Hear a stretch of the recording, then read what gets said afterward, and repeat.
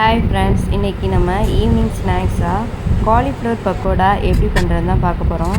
அதுக்கு ஒரு காலிஃப்ளவரை நல்லா இந்த மாதிரி கட் பண்ணிவிட்டு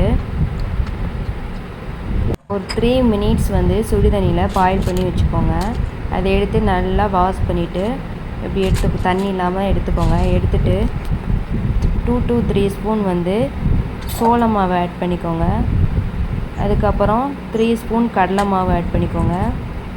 அதுக்கப்புறம் காஷ்மீர் சில்லி பவுடரு, சிக்கன் 65 பொடி ஒரு 2 to 3 ஸ்பூன் எடுத்துக்கோங்க. கரம் மசாலா ஒரு 1.5 ஸ்பூன் எடுத்துக்கோங்க. சால்ட் ஆட் பண்ணி நல்லா மிக்ஸ் பண்ணிக்கோங்க. நல்லா அந்த மாதிரி மசாலாலாம் அந்த காலிஃப்ளவரில் ஆட் இறங்குற மாதிரி நல்லா ஆட் பண்ணிக்கோங்க. அதுக்கப்புறம் 1.5 ஸ்பூன் மல்லித்தூள் சேர்த்துக்கோங்க.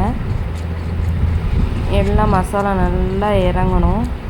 ஒரு 5 மினிட்ஸ் அப்படியே விட்டுருங்க. விட்டுட்டு அதுக்கப்புறம் எண்ணெய் நல்லா சூடானதுக்கப்புறம் கொஞ்சம் கொஞ்சமாக அதை காலிஃப்ளவர் எண்ணெயில் போட்டு எடுத்துருங்க. நல்லா செவக்க இந்த மாதிரி ஃப்ரை பண்ணி எடுத்துருங்க.